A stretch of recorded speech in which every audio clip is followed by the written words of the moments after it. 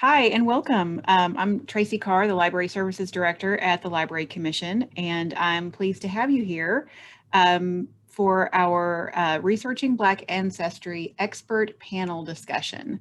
I'm going to introduce our panelists and our moderator.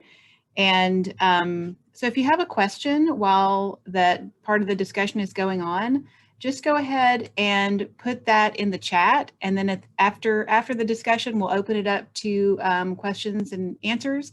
And I'll go through the chat. And if you had a question, sometimes if you say, oh, I'll ask at the end, you'll forget it. So go ahead and write it in the chat, and that way it will be captured.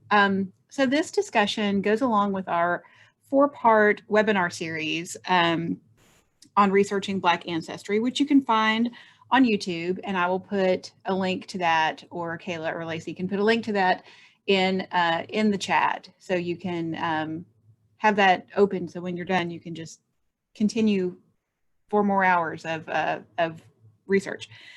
And so these were all hosted by Miranda Vaughn, and she's going to be our moderator, and I will introduce her at the end too. So if everyone's here, I will go ahead and start. So DeeDee Baldwin is the History Research Librarian and Liaison to the Honors College at Mississippi State University Libraries. Prior to accepting that position in 2017, she worked for 10 years in the library's manuscripts department. DeeDee has been an avid amateur genealogist for about 20 years, and she often assists patrons and friends with African American genealogy. She also runs a website called Against All Odds, which provides biographical information, photos, newspaper clippings, and more on Mississippi's first Black legislators during and just after Reconstruction, which involves a great deal of genealogical research and has even led to her being contacted by some of the legislators' descendants. Sharon Morgan, genealogist and author, is the founder of Our Black Ancestry, an online community dedicated to providing resources for African American genealogical research. In 2019, she received the James Dent Walker Award from the Afro-American Historical and Genealogical Society, the highest honor given to genealogists in her specialty. She's actively involved in Coming to the Table, an organization that promotes linkages between descendants of enslaved people with the families that enslaved them for the purpose of healing from the trauma of slavery. And she is the co-author of Gather at the Table, the healing journey of a daughter of slavery and a son of the slave trade, which MLC owns. So if you need to borrow a copy, we have one. William Thompson has worked for the Mississippi Department of Archives and History since 2001 in both the Historic Preservation and Reference Services Division.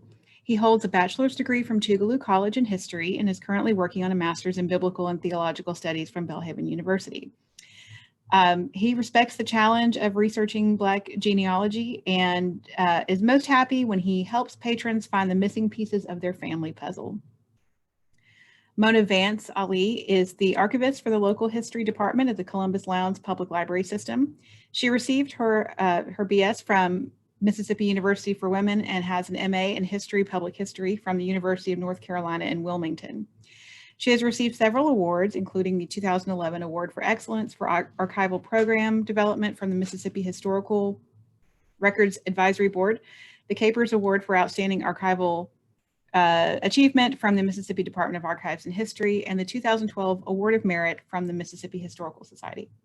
And our moderator, Miranda Vaughn, is Reference and Archives Librarian at the Mississippi Library Commission. She has a BA in History from Mississippi University for Women and a Master in Library Science with a Graduate Certificate in Archives and Special Collections from the University of Southern Mississippi.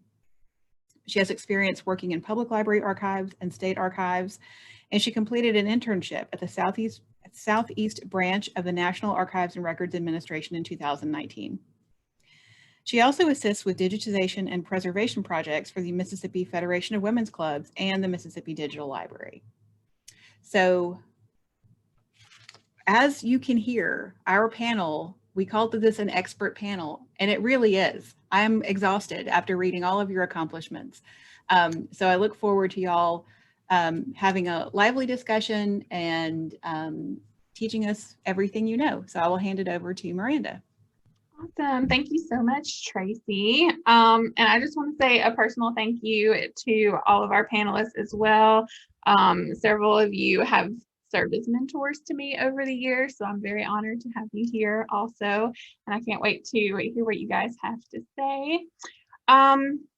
So first of all, if you haven't seen our webinar series on researching Black ancestry, one of the things that we wanted to do is to provide resources to our librarians and archivists and people who may be assisting with genealogical research, as well as the researchers themselves, and kind of give everybody an idea of what institutions house what kind of records, and, you know, is it better to check this particular website or database versus go to an institution in person, that sort of thing. So to start off, I want to give each of our panelists a chance to kind of talk about the institutions and organizations where you work and the kind of records that you house, the kind of resources that you find yourself working with a lot to do genealogical research, particularly when it comes to African American genealogy.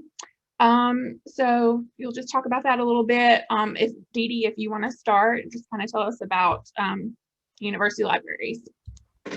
Sure. So yeah, I work at Mississippi State, and our library has a really great special collections department with a lot of resources, especially on genealogy and African American genealogy. One of the best things that we have is a huge collection of Mississippi newspapers on microfilm. Our collection is pretty much the same as what's at the Department of Archives and History. So that's one of our best resources probably, are those newspapers. We also have collections that mention enslaved people in things like receipts. We have some records, some freedmen's contracts, and we're in the beginning stages of a project that we got a grant for called the Lantern Project, which is working on creating a database of names of enslaved people in Mississippi records, and there's like a couple of institutions in Alabama as well that are going to be participating in that. So that's in the future, but that is something that we're working on. Did I answer everything you asked? Yeah, Okay. and I did want to point out another great thing about our panelists is you all kind of represent different kinds of institutions. So DeeDee, of course, university libraries. We also have public libraries, the state archives, and then private organizations as well. So as far as being specifically a university library, is there anything in particular that maybe you would advise people to come to you for, as opposed to maybe a different kind of institution? Or it sort of depends on where they live, and like if their ancestors lived in the area where their local public library is. Like, for example, Starkville Public Library and Columbus Library, where Mona works, they both have really great local genealogy collections. So if your ancestors are from that area, then your public library is a great place to go if they have those collections. A university library or archive would probably be where you want to go if your ancestors lived in that area. You can also search archives, finding aids and materials. If you do like a Google search for your ancestors' names, sometimes those will come up. So you never know where records are going to end up. So for example, I've been researching Mississippi legislators during Reconstruction, and I have found some of their documents being held in archives in like New York and stuff. So you never know where those records are going to end up. right. Well, perfect. Thank you. Mona, do you want to kind of talk about your institution as well? Sure. Thank you, Miranda. Glad to be here.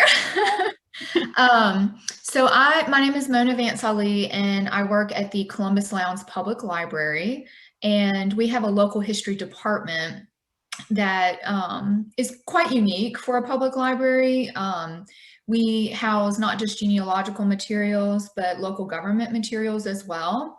Our focus is Lowndes County. So like DeeDee was saying, that it really kind of depends on what and where your ancestors may have lived as to whether or not you need to or want to access the records that we have, because we are very Lowndes County focused. But we really house a wide variety of materials. So we'll have secondary sources, primary sources, and as far as collections that we have specifically for African Americans, I would have to say we have a wide variety. In my opinion, one of our best resources that I think we're uncovering now, because of the project that DeeDee mentioned, the Lantern Project, are our court cases. So we have circuit court, chancery court, and state criminal cases for Lowndes County. And the reason those are so interesting is because often the African American individual may not have been necessarily the plaintiff or defendant, but they're included in the case. So we're working to try to bring those to the forefront so that, and digitize those so that people will have a much better idea, especially of the institution of slavery. So we have a whole bunch of different resources. We have newspapers, manuscript collections. Now, the challenge that we have is, which I think a lot of people face, is that a lot of our collections may be produced by the white population and just happen to mention African Americans versus actually being a collection by and from that community. So there's a difference, and so you kind of get perhaps a skewed viewpoint, but those are issues that I think a lot of people in the archives world deal with. Well, thank you. And we're going to talk a little bit more about the Lantern Project. And I know that DeeDee had another special project that we're going to talk about a little bit more later. We also have someone from the State Archives, William Thompson, if you want to kind of talk a little bit about what the State Archives has available as well. Good morning.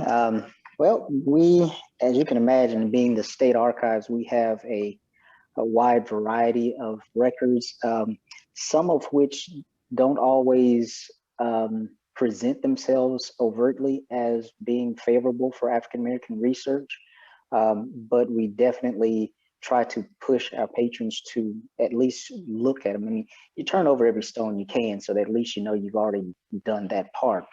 But we have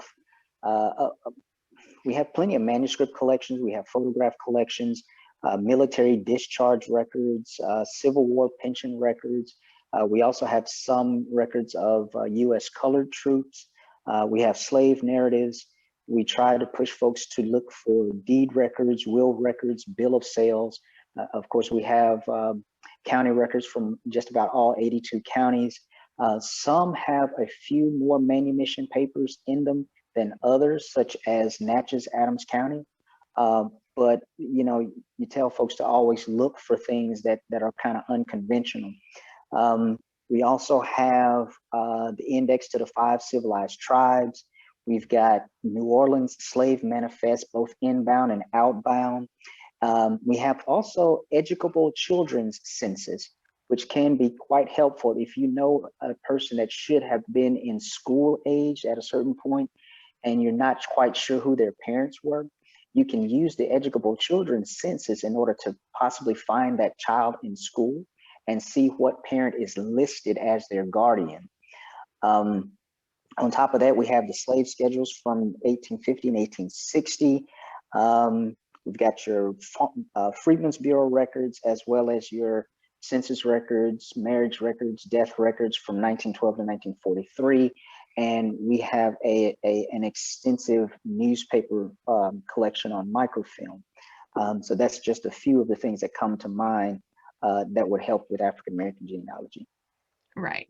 And a lot of these, I know a lot of the indexes anyway are available just by going to your website, right? So a lot of these you can actually find from home. Yes, our catalog is online and is accessible through anyone's computer. Now, unless you see a link to electronic resource, which means that item has been digitized, you will not see the actual information of that record type. But what you will see is if we have a date range that covers your relative's time period of existence, if we have something from the county or the area in which they were living, you can see microfilm roll numbers and things like that in order to kind of get your game plan together before you visit. Perfect. Oh, and I see DeeDee shared in the chat the link to the Freedmen's records, the Freedmen's Bureau records too, if anybody's interested in that too. Thank you, William.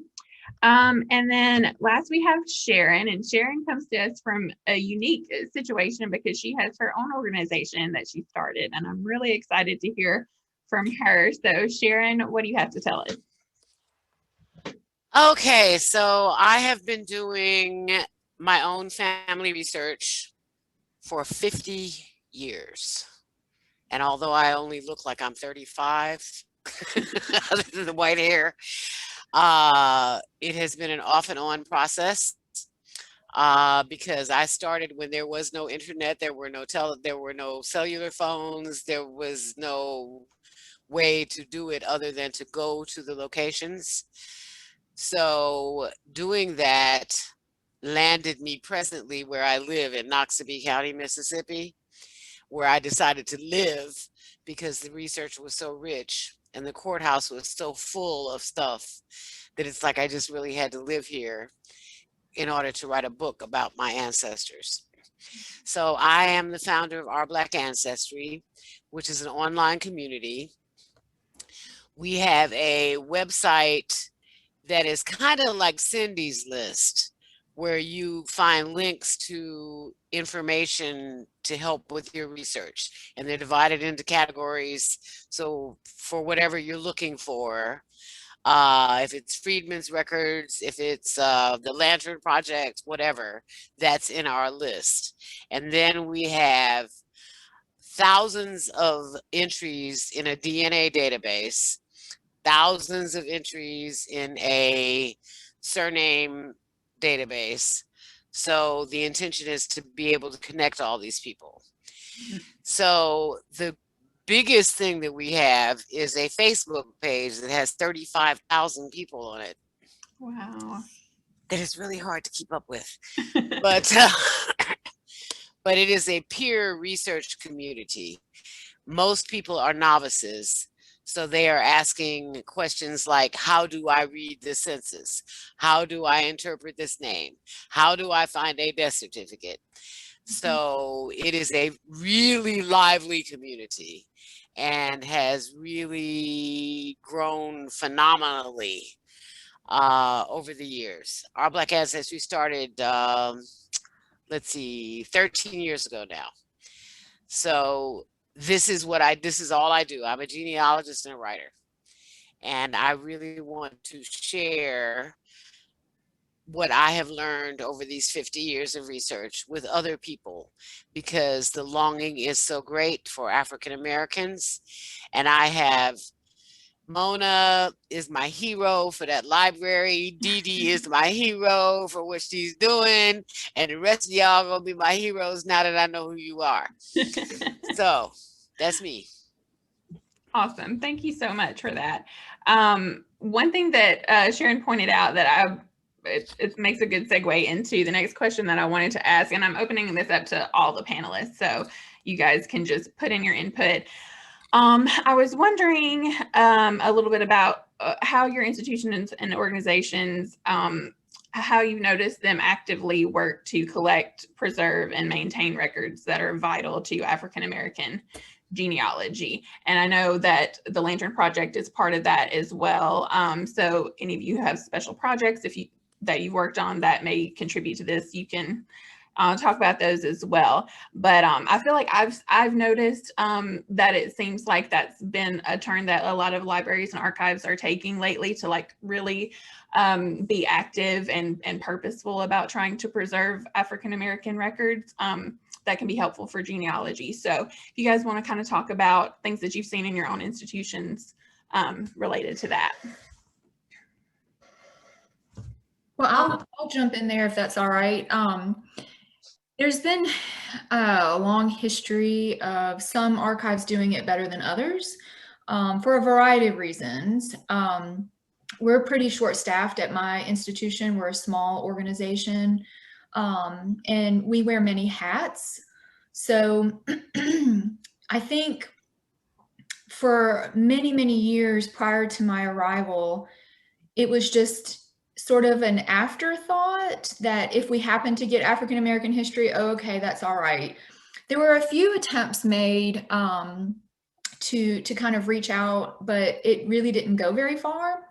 So we have, in the last 10 or 15 years, we have reached out, and because the old sort of process of doing things, of just kind of sitting in your archives waiting for the materials to show up at your door, is not going to work.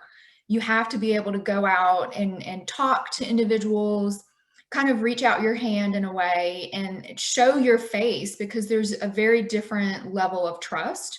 So we have made those inroads. I would like to have it be even better, but really, you know, things like the Lantern Project, kind of showing that you as an archives are working to promote African American history kind of is the first step. Like, if you just don't do anything with the materials, they're not going to really feel that it's the best place for their items to live. So we've done just honestly outreach of going to churches, going to individual organizations and talking, meeting with people who you can kind of start a relationship with, and that then is like a bridge to the larger community. I've had a lot of luck with oral histories, and I know, Miranda, many moons ago, you helped me with some of that. You know, I think for such a long time, there was this tradition of oral history within the African American community, and so there's this still, you know, an obvious desire to tell that story. And so I've had real luck with gathering African American local stories. So we've gathered some more collections, but it's never enough, in my opinion. We definitely need more, but oral histories have been a good, successful story for us. Good, good. One thing that's tricky is that when you work at a predominantly white institution like MSU, some African Americans are understandably hesitant to trust their materials to an organization like that. And so you really have to work on building the relationships with local groups and people so that they trust you with their materials, because those are priceless, and institutions haven't always cared for those materials in the way that they should. So there is a history that we have to make up for in a way to regain that trust. So that's also an element of it. All right, that's a good point. Yeah. And on my side, one of the things that I do, I serve on the board of the Noxubee County Historical Society. And it has traditionally been an all-white, very advanced age group of people. I was trying to find a kind word to say that. And now that I'm advanced age. And so it's really interesting when, in attempting to collect information and make it available on the website that I created, so that now we're trying to figure out how to get everybody technology efficient so that they can actually access it, is that there's a resistance by the white people to ignore what happened. So an example is that I was promoting getting the Confederate statue removed from our courthouse. And it was an arduous process, because the comments that I got were, one big one was, if I do this, if I support this, my family will disown me. So, and then when you ask people about, do you have any records? Do you have, you know, what is your family's history in slaveholding? And they clam up and don't want to talk about it. So it has been like pulling teeth, but we're making progress. So I'm feeling very hopeful, but I think that there's something in that about, in order to act for African American people who are doing research, you cannot avoid the idea that you have to research the slaveholder. And if the slaveholder descendants are not willing to give up their information, then it's a lost cause. So there really has to be more that helps that happen. Right. That's a good point. I wanted to give DeeDee and Mona a chance to talk a little bit about the Lantern Project, and then DeeDee also has her own project that she's been working on that has been really beneficial to African-American genealogy. So if the two of you want to kind of talk a little bit about those special projects. I'll let you go first, DeeDee, since y'all are the lead on the project. Well, Jennifer McGillen, who is the head of manuscripts at in our library, she's been kind of spearheading this. When I still worked in the manuscripts department, I actually got to help start where we were, making a spreadsheet, and we would go through documents like bills of sale and freedmen's contracts, and we would pull the names out and make sort of a spreadsheet of the person's name, how old they were, if that was mentioned, who the quote owner was, where they were sold, any kind of pertinent information that might help someone identify that person. And so at this point now, I think Jennifer's spreadsheet is humongous. But we're going to gather all that information, and eventually it's going to be a free searchable database, kind of like there's a site in Virginia. I think it's called, Mona, is it called Unknown No More? Unknown No Longer, I think. Yeah, something like that. Virginia has a database similar to what we're trying to do here. There's also a new site called enslaved.org, which is a really incredible new resource, especially for people who work with data. But they have a bunch of information. So there's more and more of these sites are popping up because institutions know that this has to be done. Maybe eventually in the far off future, we can have a national database instead of having to rely on, individual institutions doing this. It's just such a massive amount of work. And it requires so much coordination just for a little regional one like we're doing.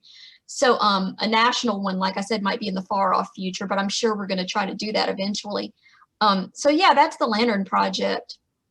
So there's about, I think, like 4 or 5 organizations that are part of the larger project. Yeah. And we at the Columbus Library are one of those individual organizations. I mentioned that we have local government records in the court cases, and there's just thousands and thousands of them because we, knock on wood, we're lucky in Lowndes County that our courthouse did not burn. So our court records go back to the 1830s. So now this project is specifically focused on 1865 and prior, but that's still hundreds of thousands of pages of documents. And the plan, of course, like DeeDee said, is to digitize those and create the metadata, which is the information about the documents, so that it is searchable.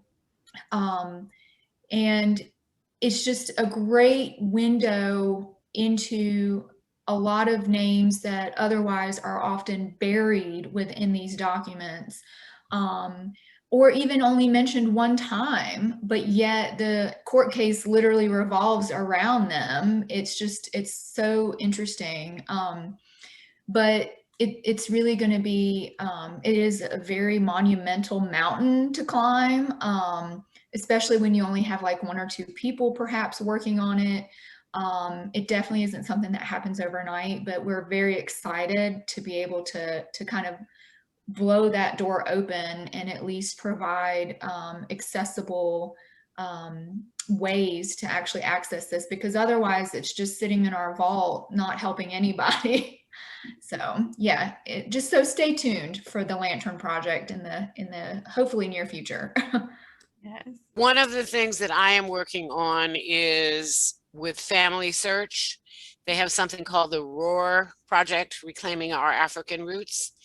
And the enslaved.org project is part of our group, and they are aware of the Lantern Project, and I am working with them to figure out how to integrate all of these so that, as you and DeeDee have said, there is one place where you can go and get this information.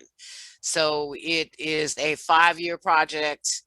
It is moving slowly, but it has great promises for the future. That's awesome. That's really great. That's great. Thank you guys for sharing that. Before we move on to the next thing, I just wanted to give DeeDee the opportunity to tell us a little bit about her Against All Odds project. Oh, okay. I don't want to take up too much time with it, but it's a project I started a few years ago, researching Black legislators in Mississippi during Reconstruction. It got started actually because I accidentally found a headstone of a former Noxubee County legislator just on the ground in a little cemetery in the woods. And when I researched him, I realized he had been a state legislator, and that got me interested in it. So I have this website where people can go to find information on these men. There's over 150 of them. A lot of people might not realize there were that many. So these were men who served in the legislature of Mississippi from 1870 to 1894. And then after 1894, there wasn't another man until the 60s. So because of, voting restrictions and all that, they just completely cut African Americans out of government. So I'll put the link to it in the chat if people are interested in checking it out. But the most interesting part of it, you mentioned earlier, I think in my introduction or something, has been hearing from some of the descendants. That has been so exciting. Some of them knew that their ancestor had been a legislator, but some of them found me by Googling their ancestor's name, and they had no idea. And so that's really exciting for them to discover that information. Right. Well, thank you for telling us about that and putting that together.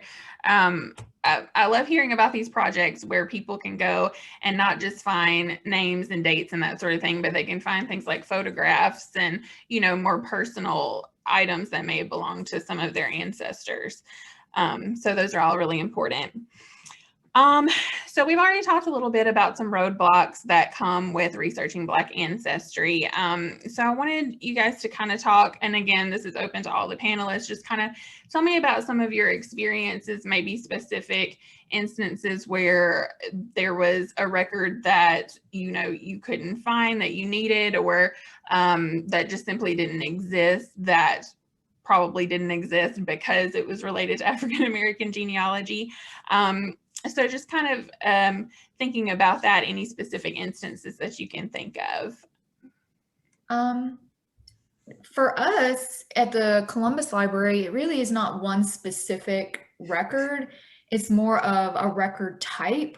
So we'll get individuals, both Black and white, who come in and want to research a particular plantation. And they're like, I want to see the plantation records. And I'm like, good luck.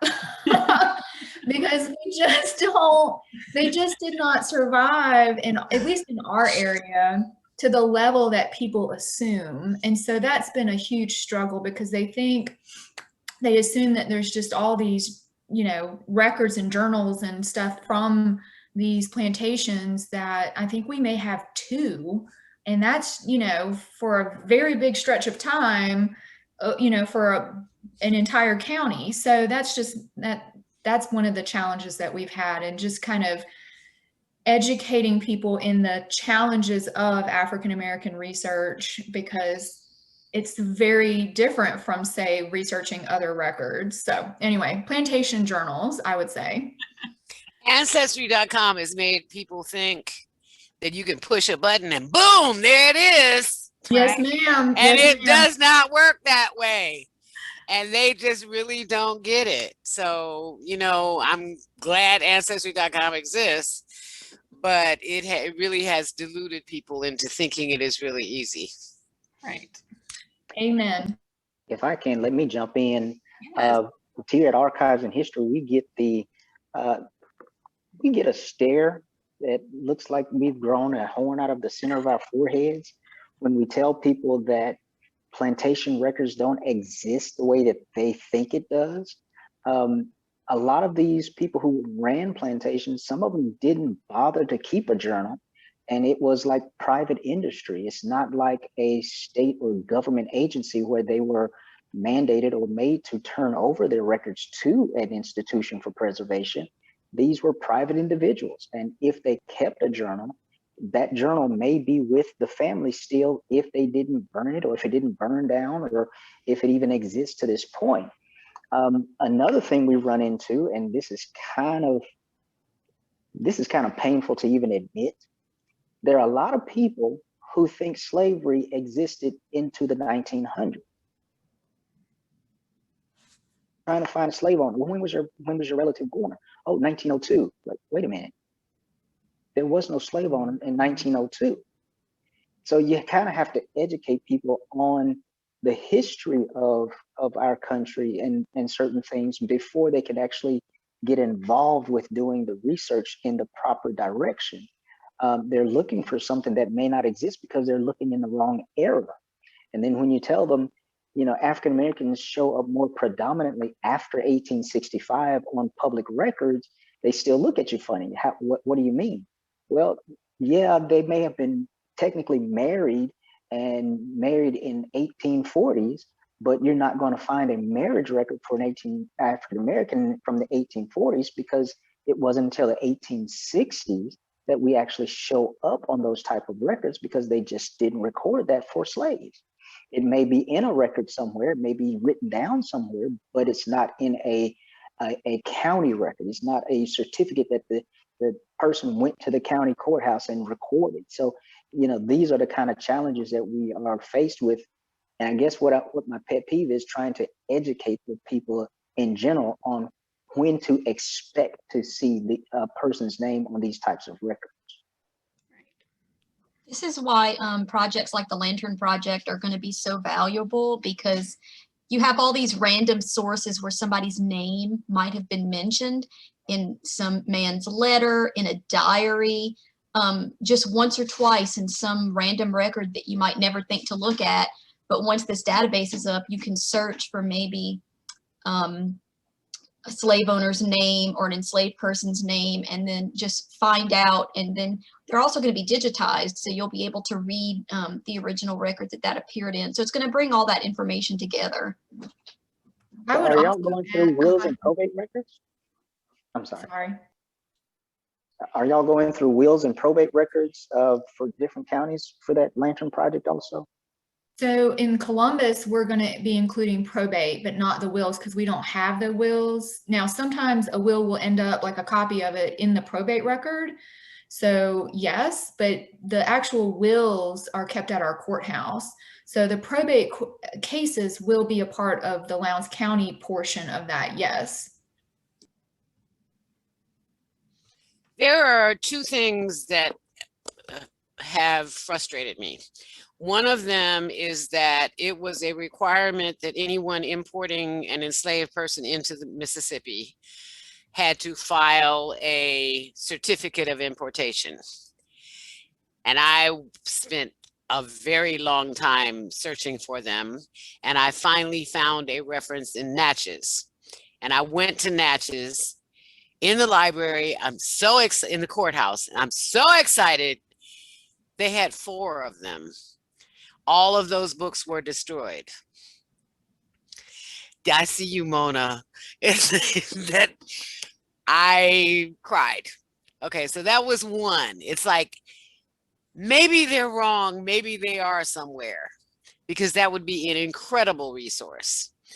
The other one is my 2 times great-grandmother was convicted of unlawful cohabitation because she had a relationship with the nephew of her owner, and they had 17 children together.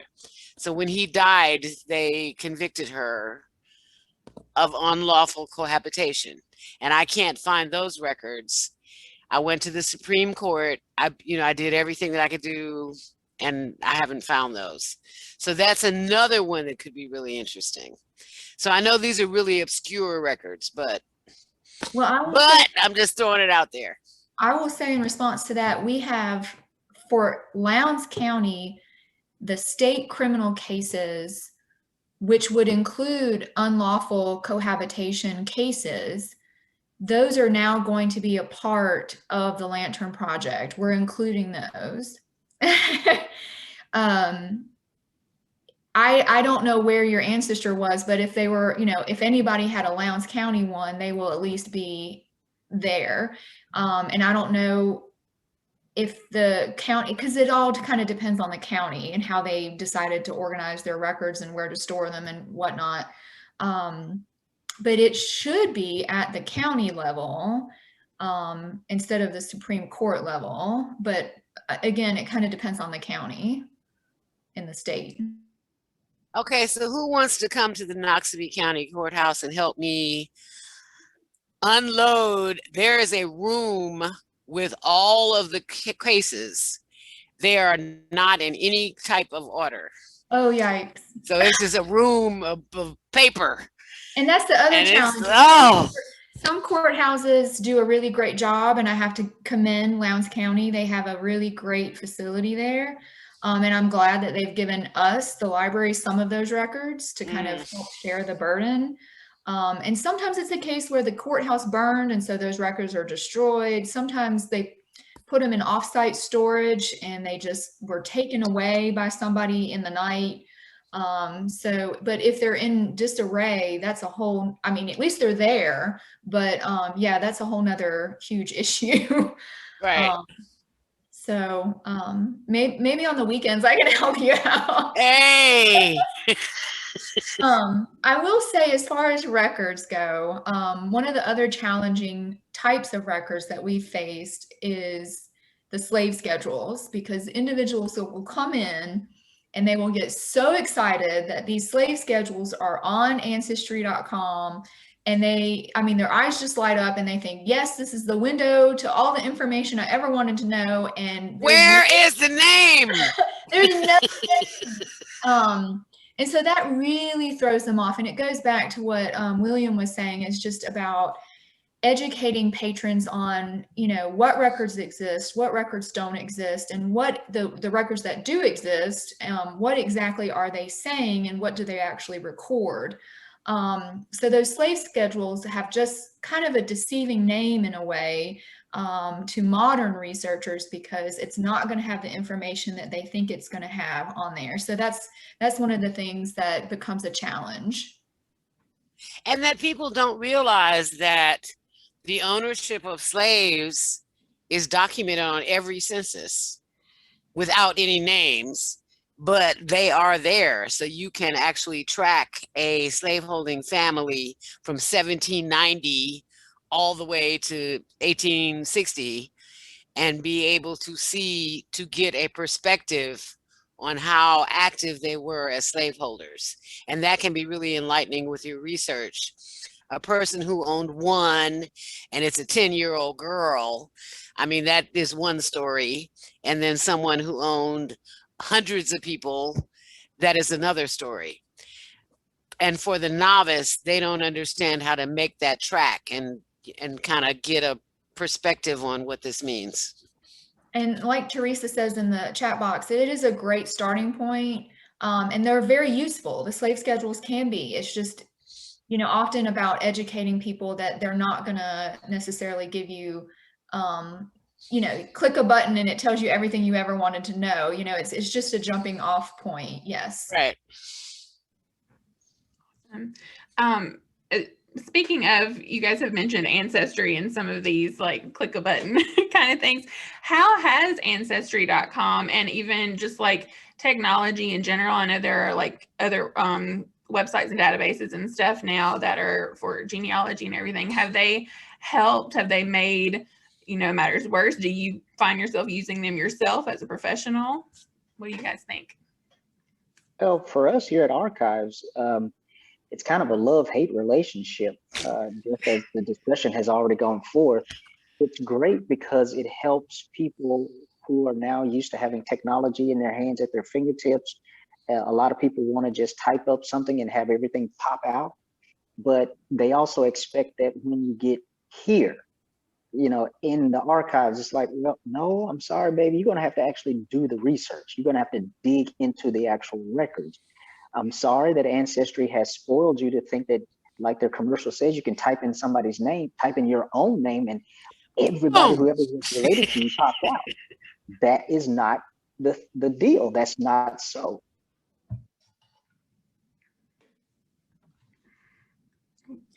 I would also say that I definitely use it myself. So unless somebody has taken the time to upload a record to Ancestry, you can't really, type in the name and have everything connected.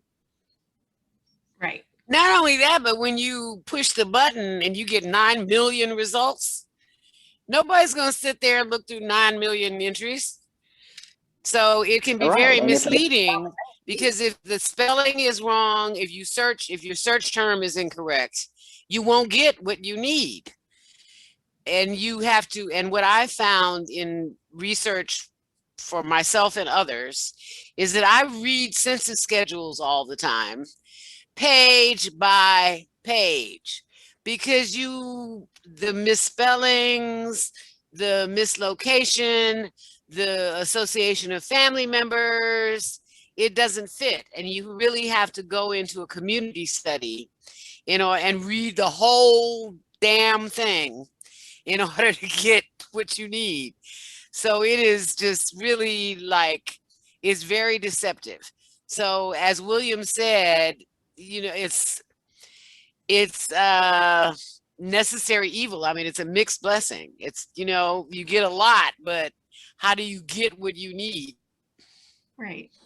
Yeah, I think with everything, it's both a blessing and a curse. I mean, you kind of have to take the good and with the bad.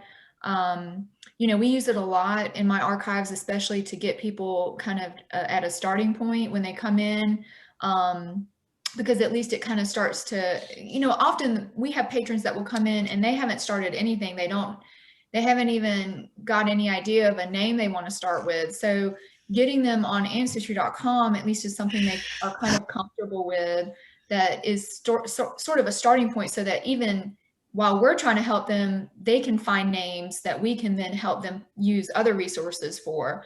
But yeah, it definitely has created this perception that everything is super easy and digital, and we're all out there somehow running around trying to document their family behind their back, and I'm like, that is not how this is working. So anyway, so yeah, it's a blessing and a curse in a way. Yeah. And what Sharon was saying about how people don't realize how tough it is to find people on the census, and they also expect all of the information to be completely accurate. Like, I once looked for somebody's ancestor and the estimated birth year was 1 year off, and she didn't believe that that was her ancestor because the birth year was 1 year off. And I have to teach in my ancestry workshops, you cannot take stuff on the census as fact. The census takers didn't always record things accurately. Sometimes the person who answered the door didn't know. Sometimes people didn't know when they were born and they just estimated. People lied a lot about their age, especially women. And people joke about that nowadays, but it goes back a long way, and they did it. Like, I have ancestors that I find on the census that stayed the same age over 2 or 3 censuses. And so, race too, DeeDee, race as well. Race, they also, a lot of times they'll see M or MU, and they think that means that their ancestor had a white father or a white mother. And I'm like, no, that just means the census taker thought they looked light-skinned and just put that there. You cannot take that as meaning or, saying anything about the ancestry of their, I mean, if they were light-skinned, if the census taker thought they were light-skinned, that probably means that they have a white ancestor at some point, but it doesn't mean that it was their mother or their father. Right. Keep shaking my head. DeeDee, you got to pronounce this correctly. We call it light-skinned.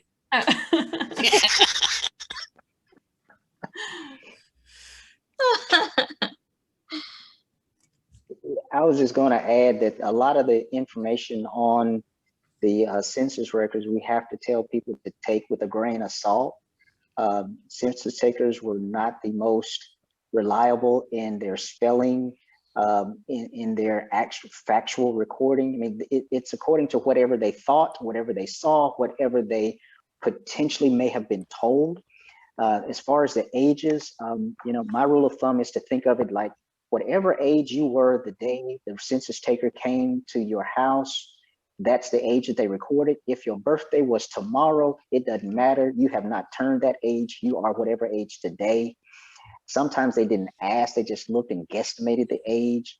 And you also have to keep in mind with Ancestry, they hire people in modern times to look at a handwriting that's not theirs, that's not from an era in which they grew up, and they're asking them to interpret that handwriting. So the databases of what hits you may get are filled with what someone else may have interpreted that handwriting to be. So you kind of have to look at other things such as the person's name, the age, the other people that are in the household, make sure you're looking in the right community. You can't just look at that one person's name and information and say, oh yeah, this is the right person or that's the wrong person. And you definitely have to be careful of whether or not your ancestor has a common name. In my instance, when I started doing research on my father's side, I found that I am one of maybe 15 or 20 Williams in the family. Well, William is one of the most common names in the great United States. So, I mean, everybody's got William. And, you know, you just kind of have to look at things as a whole and not as so specific. You kind of have to, like I said, take it with a grain of salt.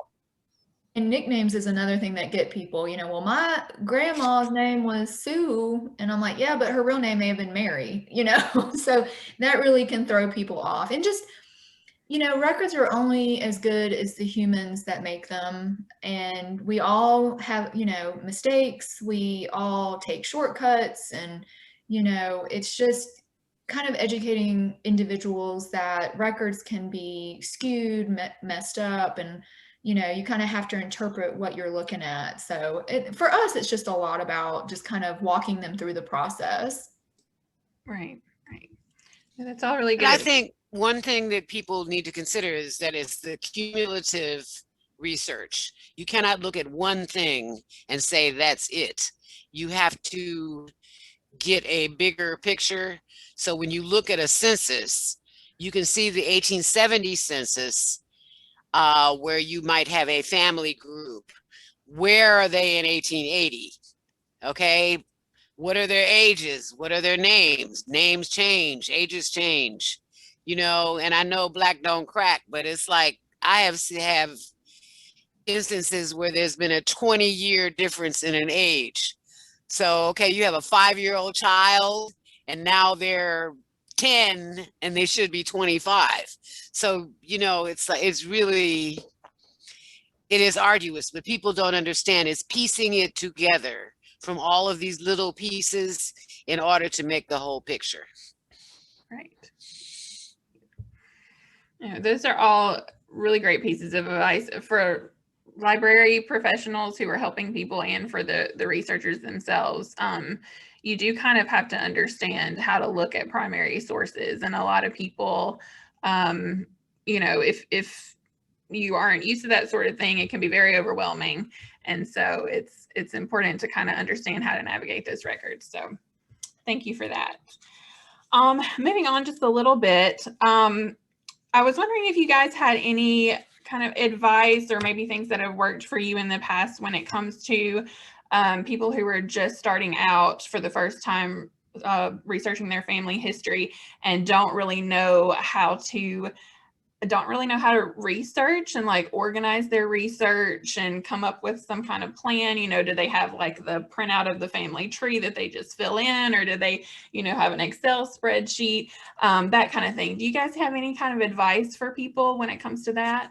Usually when we have patrons that come in and are just now, you know, taking those first steps to research their ancestry, I really recommend for them to write down everything that they already know, because you don't have a roadmap otherwise. And so what you don't want to do is spend a whole bunch of time reinventing the wheel and perhaps, you know, you end up searching for a marriage date when you already knew that, or, you know, something to that effect. And then, so that's number one. And then number two, I usually tell them, go talk to your relatives. If you have individuals in your family who are older than you, even if it's a cousin, you never know. Often, if you haven't had these conversations before, you may not realize that members of your family already know some of this information, or can at least provide some puzzle pieces so that you can start to gather more pieces to create the actual puzzle. So what you don't want to do, again, is reinvent the wheel, and you know, write down what you know, talk to your relatives, try to get as much information out of them, and then that helps you really see where the holes are. And that's when you can actually go forth and try to fill in those holes. My number one piece of advice would be talk to your elders. Especially if you're starting genealogy when you're young. That's great. I love to see that, because that's when those people are still alive. Some people don't get into genealogy until they're older, and you know, their grandparents, their great grandparents have passed on, and they don't have that resource anymore. And that's your number one resources. So, you know, start the recorder on your phone. Go in with a list of questions about specific dates and places. Ask them for their favorite family stories. And just a note here, family stories are not always accurate. A lot of people, I think almost everyone in Mississippi, thinks they have a Native American ancestor, and almost none of them do. You mean I'm not related to George Washington? Right. It's the most common thing. They come in, my great grandmother was an Indian. No, she wasn't. I mean, maybe she was, but 99% she was not. But yeah, ask them for their favorite family stories. Ask them if they have a favorite story about their grandmother. You know, really use them as the resource that they are, because they have stuff that you're not going to be able to find on Ancestry, and they have the information that's going to be able to flesh out people beyond just dates, you know, just facts. They're going to be able to really give you the three-dimensional picture of who these people were. My advice to everybody is that, okay, I have these 35,000 people on Our Black Ancestry. They will post something, I'm looking for my great grandma in South Carolina. That is not enough information. You need a name, a date, and a place. At least an educated guess about a name, a date, and a place. These broad queries do not work. You cannot, I mean, there are millions of people and you can't find them. So it's really important to teach people. You start with yourself, you gather all the oral history, everything that you can find, and you meticulously build your family, and use software to do it. Don't put it online first.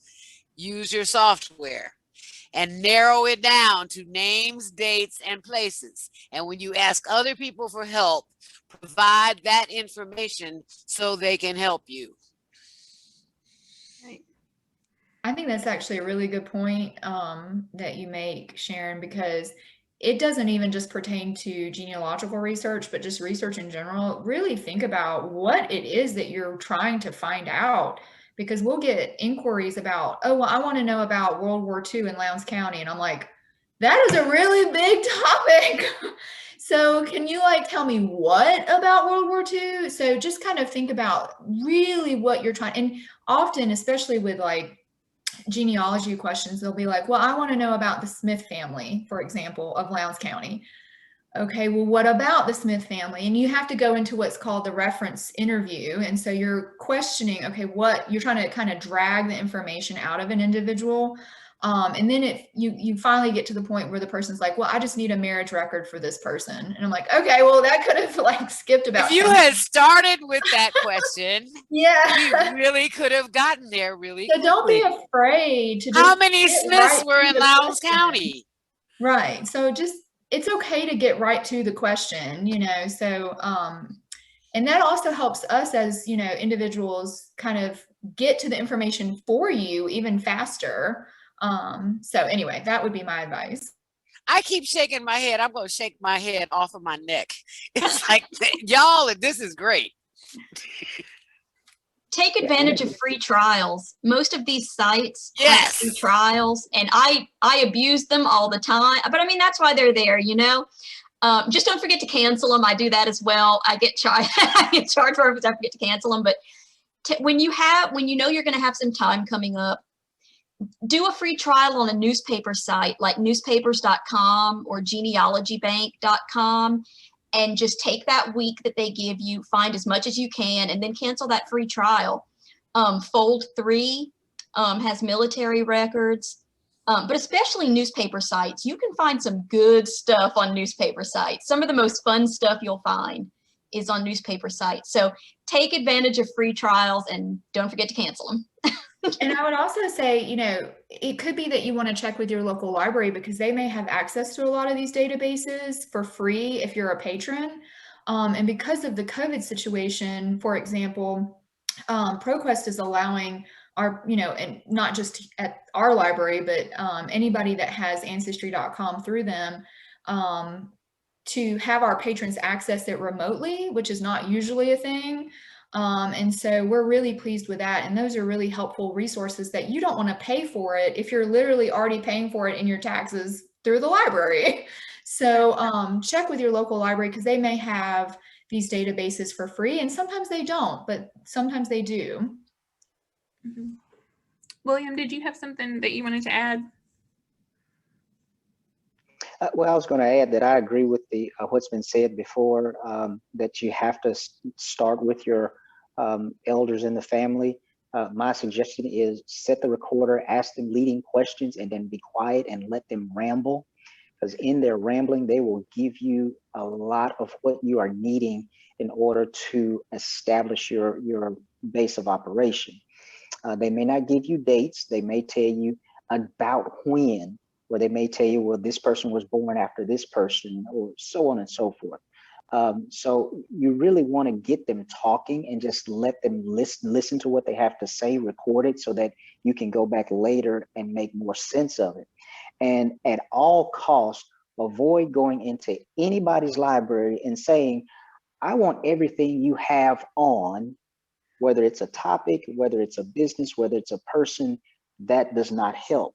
Because I had a patron some years ago got upset with me because she told me she wanted everything we had on a particular person, and everything we found she already had. And at the end of the day, I was like, well, ma'am, I asked you what you wanted to find, but you never told me what you already had. So she's like, well, I was wasted my whole day and now I got all of this already. Well, I asked. So don't go into anybody's repository saying you want everything they have on whatever, because you may already have some of the stuff. And number two, you may not go and find everything they have on it, especially when we're talking about genealogy. That person's name could be buried in any type of record that we don't know that they're buried in, and we never touch that record type. So go in with a game plan. Even if you are a novice and have no idea what you're doing, you know, at least have a generalized idea of where you want to start. Right. And that's good advice too for our librarians out there, that you do kind of have to ask those probing questions sometimes to get it out of people, like what exactly they're looking for. So thank you for that, William. Did anybody else want to add anything to that before we move on?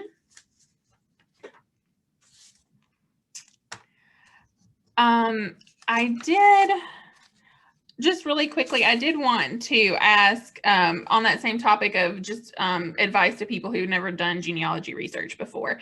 To some of our people who work in archives and are familiar with preservation and that sort of thing, do you have any advice for people who are maybe going through their families' documents and stuff and wanting to figure out how to preserve their family records as best as they can?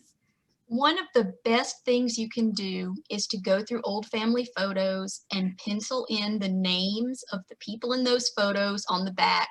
I can't tell you how often, I mean, maybe some of you too, you go to antique stores and they're selling all these gorgeous photos from the 1800s, and we have no clue who they are. So future generations aren't going to know who these people are. So just take out your shoebox or whatever, family photos, and pencil in those names on the back. people in the future will thank you. As far as preservation, it's tough to answer that question to a degree because it really depends on the condition of the items. If you're curious about specifics, I would recommend you contacting either any of us or your local archivist, and they can give you advice on a particular item, because it could be that that item is ripped or moldy or, you know, damaged in some way that I just can't give you that answer without looking at it. It's kind of like, you know, a physician needs to see their patient before making a diagnosis. But kind of the generalities is that some of the don'ts are: don't put it on your wall, don't frame it, don't expose it to light. Don't laminate it. Don't laminate it, please, Lord have mercy. You know, basically, also don't keep it in your attic if you want to, unless it's a finished attic, but you know, an unfinished attic or a basement. We don't really have a lot of basements around here, but if you have one, don't keep it in your basement. You want to keep your records in an environment that has circulating air, and also is around, you know, basically is in the what we consider the livable space of your house. Like where you live, your records that you want to preserve need to live there too. So no attics, no basements, no light. You know, there's a lot of very specific supplies that we use in the archival field that are acid-free. Now, that gets into a whole nother topic of, you know, companies like, I hate to pick on anyone, but let's just say Walmart, Office Depot, whatever, will sell things that have the phrase acid-free on them. And unless it tells you the specific pH level, which needs to be between roughly 7.5 and 8.5, I wouldn't buy it. Just because it says acid-free, it's kind of a phrase that people have caught on to, that businesses know that will make you buy it, and it's not really archivally safe. So you have to be very careful about that kind of stuff when you're buying things for your family history. But we want to keep things out of the light, in an environment with circulating air, handle it as little as possible. So those, and don't put any, oh God, don't glue anything, don't spray anything, don't paper clip anything, don't staple anything, because all of that kind of stuff will rust or bleed through. This is kind of the very quick version of Preservation 101. There's a lot to it, but that's kind of the rundown that I would recommend. So talk to a local archivist or preservationist, and we can help you with more specifics. Yeah. This is giving me flashbacks to all of those scrapbooks that I had to photocopy when I was working with Mona, because they were in terrible shape and you couldn't let patrons come in and just touch them. So I had to photocopy each page, and you had newspapers folded on top of newspapers, and it was a whole mess. So no scrapbook. I'm so sorry, Miranda. It was a great learning experience. Sorry, William, go ahead. Also, I want to kind of throw this out here, and this may not be the most archival of advice, but because of the digital age and everybody's using their cell phones, which they will either turn in, trade in, drop into a toilet, or break at some point, invest in an external hard drive, something with at least 1 terabyte of memory, so that when you are clicking your cell phone, you can have somewhere else other than your device to store your items on. Like I said, that's just advice for this digital age. That's something my wife and I has done. She is a computer programmer, and she always gets on me about backing up files and whatnot. Well, I'm a historian. I'm a paper guy. I like having it in my hand. But you know, if you're going to take photos with your phone or record your information in a digital format, have some other type of backup storage device. Great, that's good. That is one of the reasons when I tell people use a software program to keep your family history, because when you put it online, you really don't know what is going to happen to it. And as you continue to build it, it is questionable about whether it will keep up with your updates. So you really need to have something on your own home computer, laptop, whatever, where you have it and you have control over it. I would also add there was kind of a question about archival tape. Now, I think there's some debate on this, but I was always taught that there is no such thing as archival tape, even though they technically sell it. We don't use tape on any of our documents whatsoever. We do encapsulate, which is, if you just visually look at it, it looks like lamination, but it's not lamination at all because it's not chemically bonding to the actual item. So we don't tape anything, glue anything, staple anything, any of that kind of stuff. So those are big no's. Even though they sell some of this stuff, we really try to stay away from them. You mean duct tape doesn't fix everything? Oh, girl, I have seen some crazy stuff with tape. I have seen, because what happens is oh my tape will God. actually lose its adhesiveness and it will fall off no matter what you do. And so it also will leave I mean, especially like older tape, but modern tape as well, will leave like a line where it was actually placed. So it will damage the document, the document even further if, and glue will, any of that kind of stuff. So the rule of thumb for us is don't do anything that you cannot easily undo. So if I encapsulate something, which is in Mylar, which is basically a chemically inert plastic, it's not just plastic you buy from your local store. If I put it in there and I cut the Mylar, I can take the document out and it is perfectly the same as it was because I haven't bonded anything to that item. So that's what we want to stay away from. If you have any photo albums where the photos are coming out because the glue has worn off or whatever reason, you might want to preserve how the person who put the album together, how they laid it out. So take before you take the pictures out, go on each page of the album and take a picture of how it was laid out. Now, if it looks like they just stuck things in there in no particular order, you know, maybe. But if it looks like they actually put some thought into how they arranged it, go through and take pictures of how it was, and then carefully remove the items and put them in another place. Except for those magnetic albums, those are tough.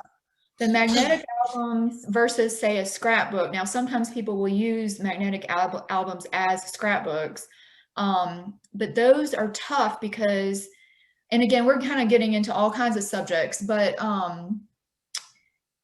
if you try to take an item, especially a photograph, off of a page from a magnetic album, and those are those ones that are from like the 70s, 80s.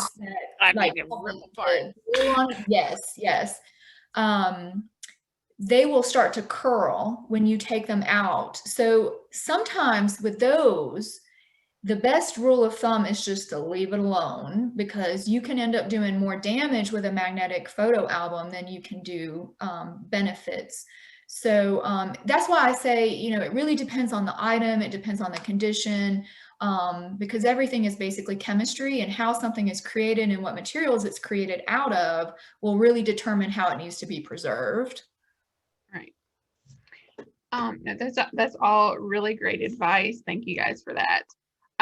We're going to take some questions from our audience, but before we do that, I wanted to give Sharon a chance to talk a little bit about her work with a couple of organizations. One thing that I pointed out in our Researching Black Ancestry webinar series is that we don't always really talk about it because it's a tough subject to talk about, but there is a lot of emotional and psychological impact that comes with genealogy research in general, no matter who you are, but specifically because of the, you know, very dark history of African Americans in this country.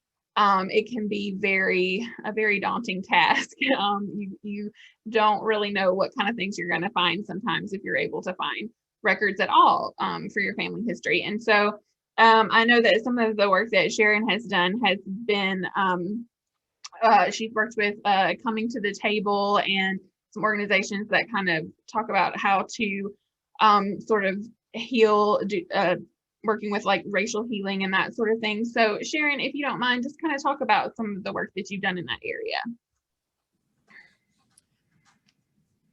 Well, the first thing that I will say is that doing this research is incredibly emotional. So what happened in my own life is that I saw my first slave schedule in the 1970s in the archive in Alabama. And I started crying because I realized there are no names. And Black people, enslaved people, were reduced to nothing. I mean, we were property. We weren't included in human records. And it affected me profoundly, which is probably why I've continued the research. So the more I found, the uglier it got, and the angrier and more hurt and more sad that I got. And I really didn't know what to do with those feelings. So I ended up getting involved with Coming to the Table, which is white people who are descendants of enslavers, hoping to make linkages with the people that their families enslaved. And many of the people who founded Coming to the Table were descendants of the founding fathers. So Thomas Jefferson's descendants, George Washington's descendants, and I thought it was really ironic that here we are in the 20th century and they are seeking to make the promises of the Declaration of Independence work for everybody. So I decided to go on this journey and I wrote this book, and I realized that healing, doing the genealogy can end up being healing. I won't say I'm not always angry, but I am more selective about my anger.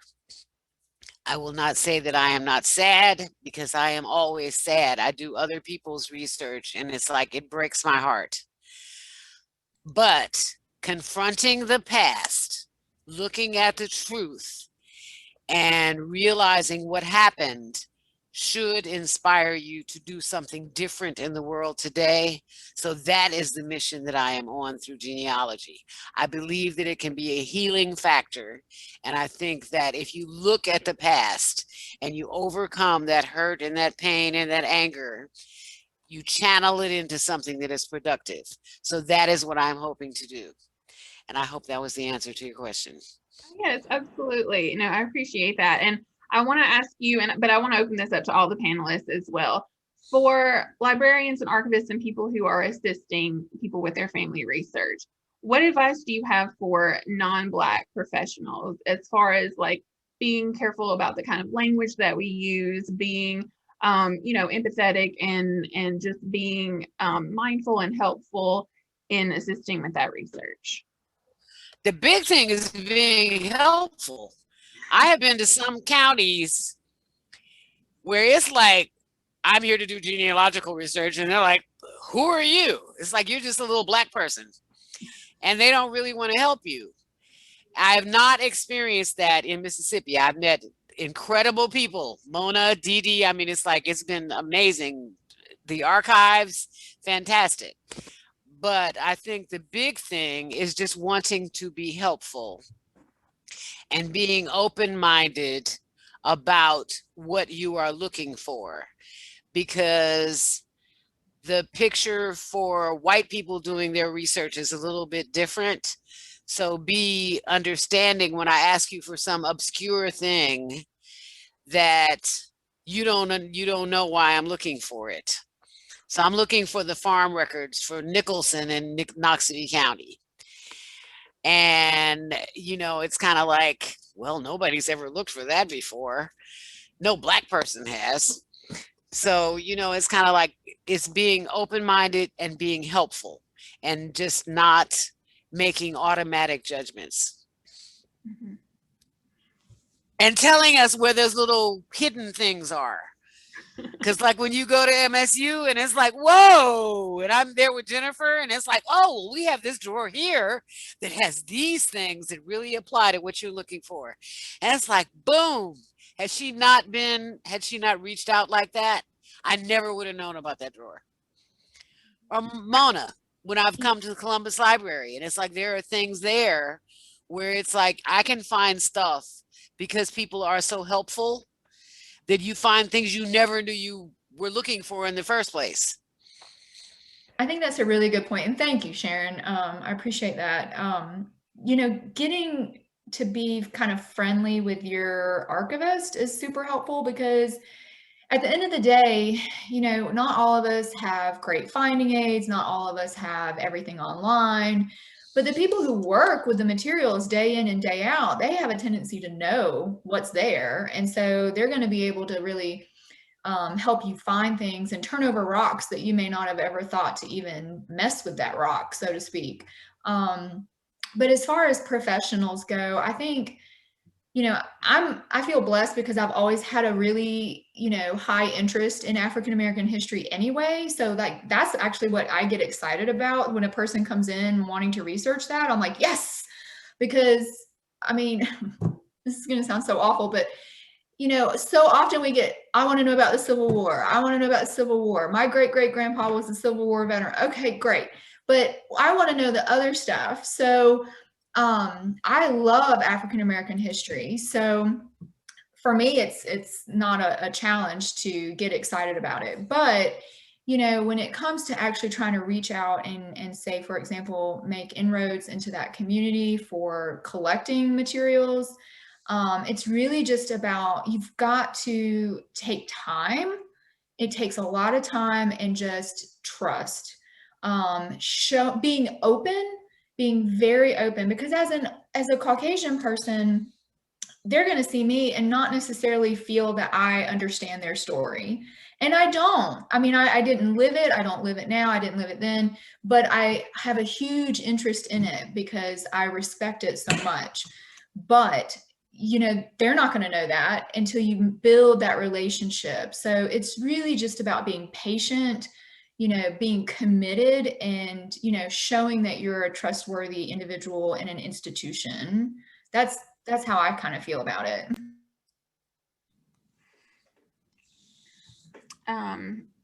Anyone else want to add anything to that before we move on?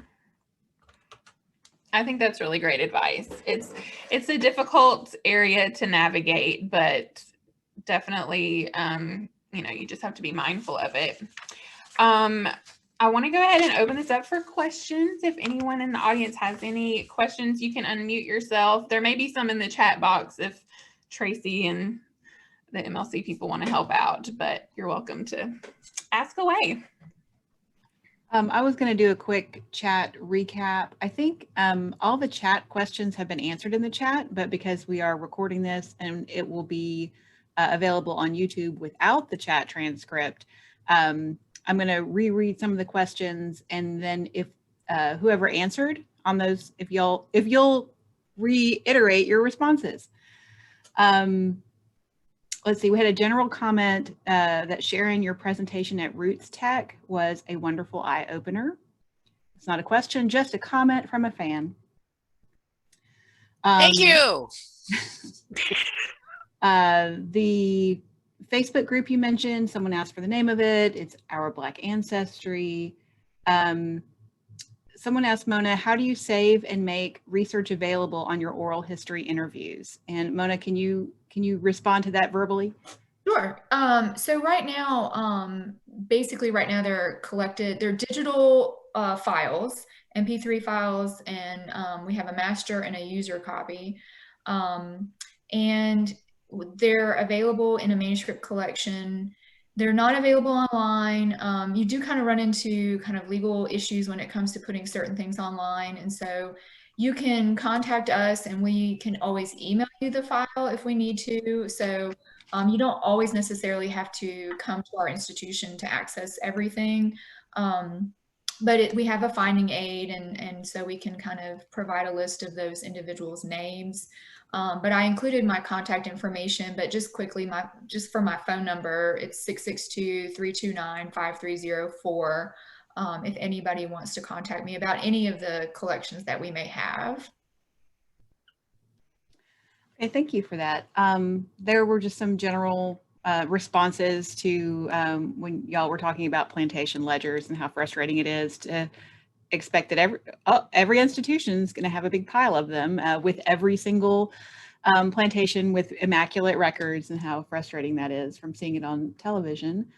Someone was talking about how using slave schedules as a starting point, they were able to use probate and land records to learn the name of the slaves. And the tax records can also have the ages. So that's a great tip. I wish I could remember what. I'd like to add something to that. Yeah. When people look for wills do not always name enslaved people. They will often say something like, I leave to my beloved wife, my plantation, and all of my Negroes. You have to look at the whole probate record. And then there are, you have distribution reports that happen every year. So if the slaveholder dies, his estate could take years to be settled, and you have to look at the whole estate inventory because they had to file a report every year about which slaves died, which ones had babies, what happened. And then you have to look at the estate settlement. So people really do have to understand the probate process in order to understand the deeper part of what is there, because that's where the names are. And Sharon, correct me if I'm wrong, this also has a lot hinging on whether or not the current African-American family's surname matches the former white owner's last name. Yes, and that is a very large problem because we didn't all take the slaveholder's name. This is another instance where doing a line-by-line read of the census. So if you find first names in a family group, you can match them, and they may not have the slaveholder's name. So my Nicholson family were actually owned by the Barnetts, but I didn't know that until I found them in a group in the census that made that possible. And then that led me to the newspaper account of how they were sold to the Nicholsons. So it takes a lot more research. But the big point on the probate thing is that you really got to follow the probate process because there's a lot of information in there that people don't usually get. There was a lot of discussion on the chat. I think it was when y'all were discussing some of the frustrations of what people think, like that, or the preconception that, well, it's a year off, so that's not my ancestor. I could go on for an hour about like, oh my gosh, I've worked and I found your person. Oh, well, her name was spelled with an E, not an A. Okay. William, did you All have right. a comment? I saw you trying to say something. To also be mindful that a lot of if you see an enslaved person listed on a will or probate record, a lot of times they don't have a last name. I've rarely seen where an enslaved person had a last name mentioned. It's usually just a first name. Even on some of the Freedmen's Bureau labor contracts.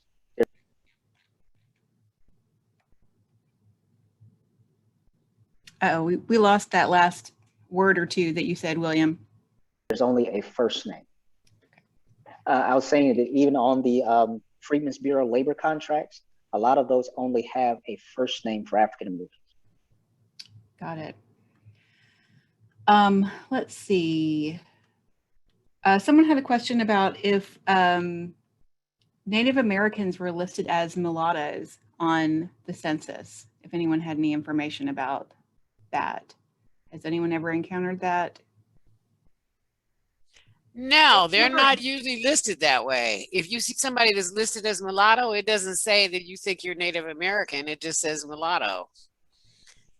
And what people have to dig into, especially in Mississippi, is that the Dawes Commission was the way that people were accepted as viable members of the Native American community. But there was so much, there's so much wrong with the process that many people that applied did not get accepted. So when you're doing African American research and you think that your ancestors may have been Native American, you can look at the Dawes rolls, but you have to look at the Mississippi Choctaw rejected, the MCR rolls, because most of us were rejected. That does not mean that we were not Native American. It just means that you were rejected, because there was sort of a mission that white people got accepted and Black people did not. Let's see, we had a question about the archival tape, but Mona went on her very detailed diatribe against the tape, and but the Mylar sleeves answered that. Okay, so now that I have recapped the chat, if anyone has a general question, feel free to unmute yourself and ask your question.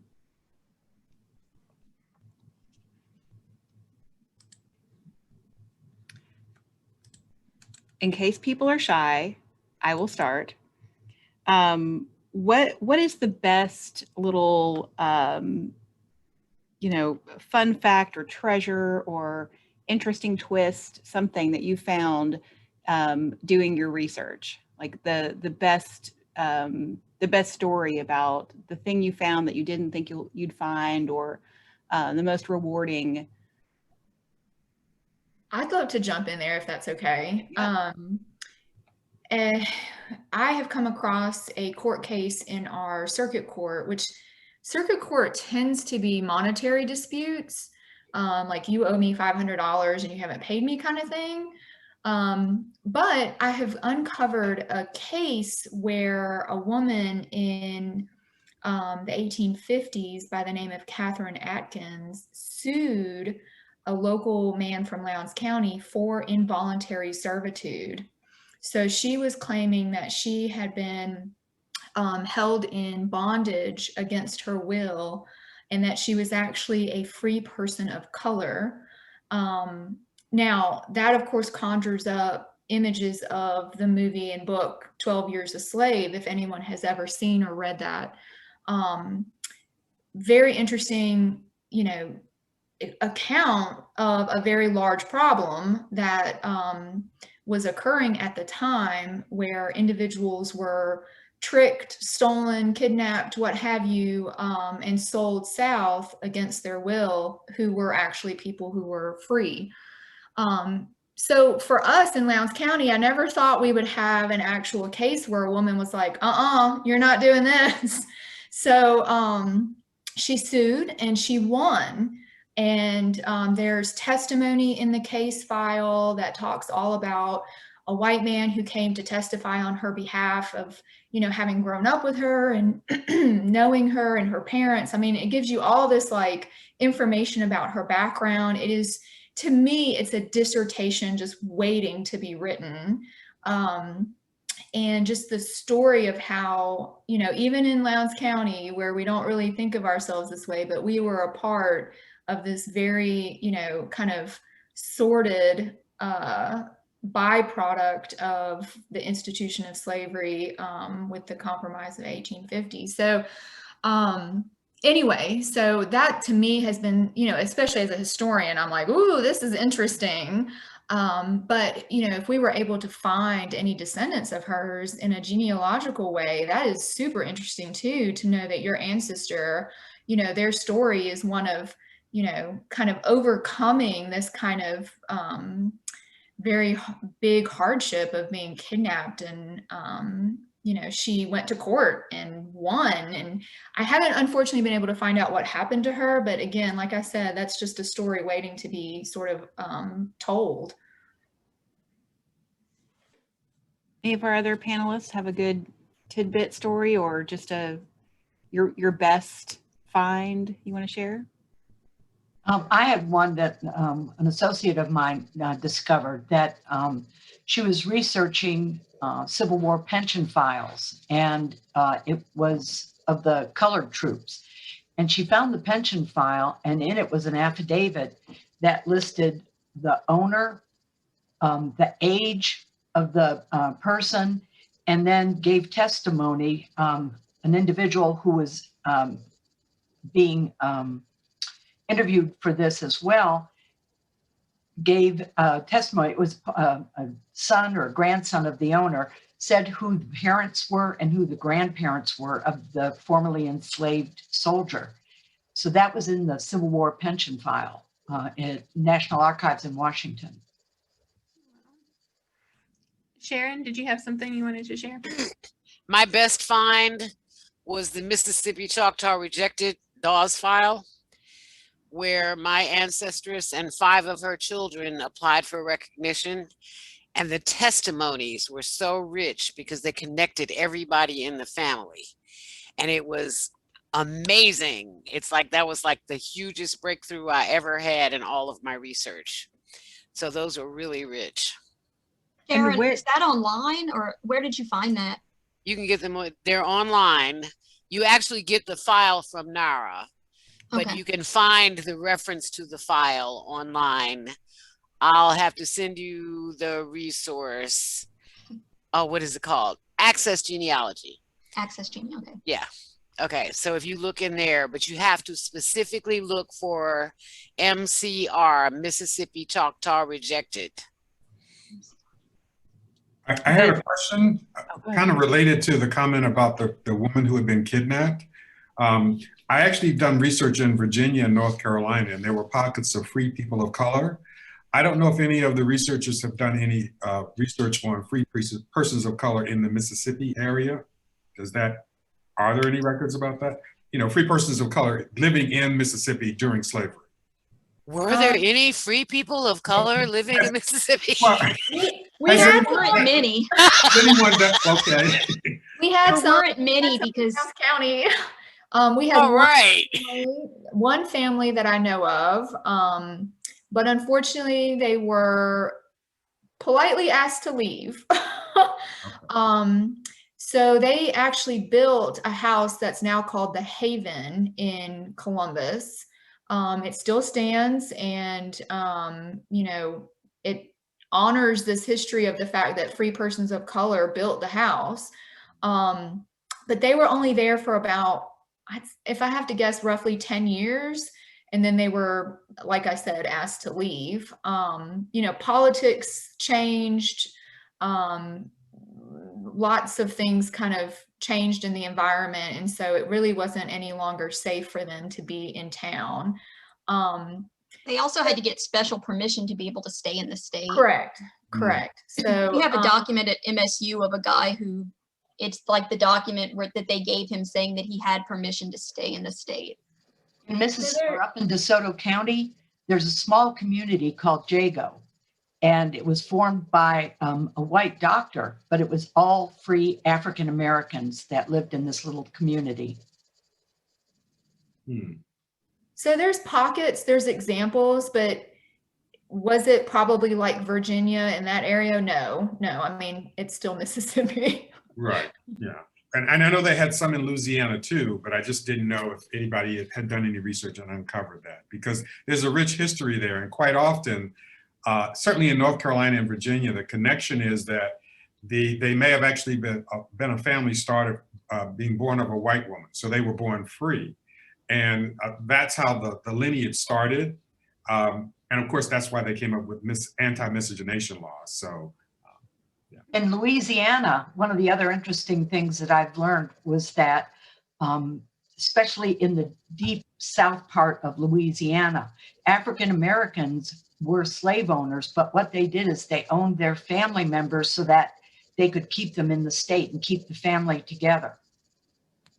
Well, and there's also examples in Natchez. I can't think of the individual's names, maybe one of you know it, but he was an African-American slave owner in Natchez. But that's a very rare example. It certainly wasn't widespread. And he was a free individual, but you know, Louisiana is a unique story because of its own French history. But yeah, I am unaware of any widespread research on that particular topic, but maybe somebody else is aware of it. Yeah, I was just going to add to what Mona was saying about the Free People of Louisiana. I do think that that project does cover parts of Mississippi that are kind of on the border there. So like Natchez and some of those areas. So if that would be a resource if you're from those areas, but not, you know, obviously the whole state of Mississippi. And some people did put some resources in the chat as well, if you want to check those out.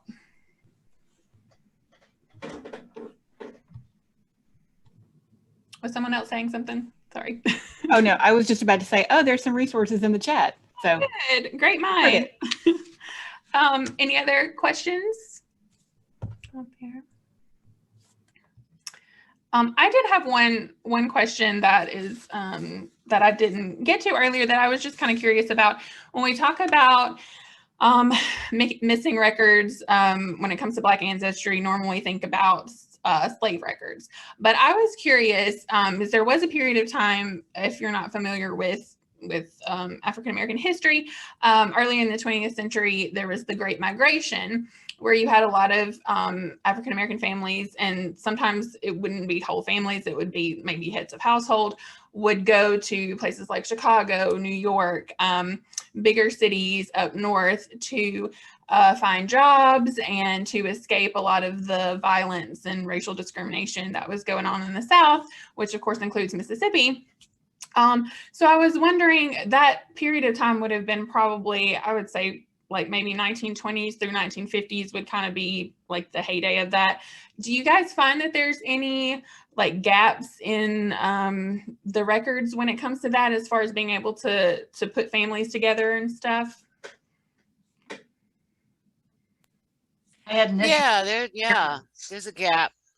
People don't know where their family went necessarily. It's like my family escaped Noxubee County and ended up in Chicago. But there was a circuitous route for them to get there. So they left Noxubee, they went to West Point, they went to Memphis, and then they went on to Chicago. So you lose them in that trail, and it is hard. It's hard to piece that together. So I think that's a problem a lot of people have. There were two waves of the Great Migration. It was one of the greatest displacements of one of the greatest migrations in American history.